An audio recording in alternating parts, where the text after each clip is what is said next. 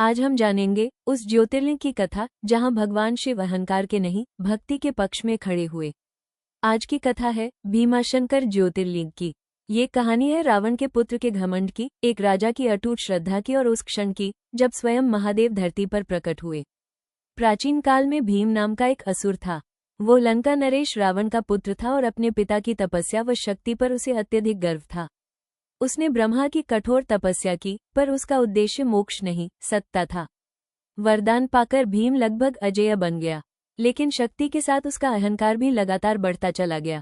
उसने देवताओं को चुनौती दी, ऋषियों के आश्रम उजाड़ दिए और जहां भी शिव का नाम लिया जाता वहां उसका क्रोध भड़क उठता। एक दिन उसने शिवभक्त राजा कामरूपेश्वर को बंदी बना लिया। अंधेरी कारागार में भी राजा ने शिव को नहीं छोड़ा।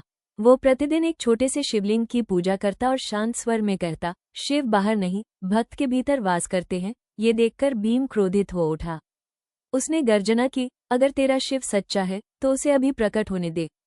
अहंकार में अंधा होकर भीम ने शिवलिंग पर तलवार उठा दी।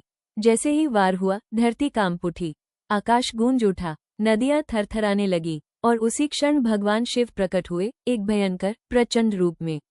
यह कोई साधारण अवतार नहीं था, ये था धर्म की रक्षा हेतु महाकाल का अवतार। डमरू की गूंज से भीम का घमंड टूटने लगा। शिव और भीम के बीच भयानक युद्ध हुआ। अंततः अहंकार टिक न सका और असुर भीम शिव के तेज में विलीन हो गया। संहार के बाद भी शिव का हृदय करुणा से भरा था। कहा जाता है, अधर्म का अंत भीम के रक्त से हुआ, पर शिव की करुणा आंसू बनकर बह चली और वही भीमा नदी कहलाई। ये संकेत था, शिव केवल संहारक नहीं, करुणा के सागर भी हैं। देवताओं और ऋषियों ने प्रार्थना की, हे प्रभु, इस भूमि को छोड़कर न जाएं, ताकि अधर्म फिर सिर न उठाए।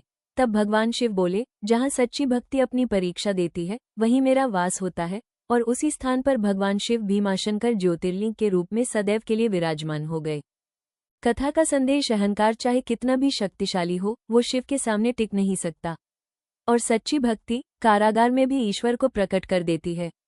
अगर यह कथा आपके मन को छू गई हो तो लाइक करके अपनी श्रद्धा प्रकट करें। ऐसी ही ज्योतिर्लिंगों की अद्भुत कथाएं और शिव तत्व से जुड़ी कहानियां पाने के लिए चैनल को सब्सक्राइब करें और कमेंट में लिखिए, हर हर महादेव।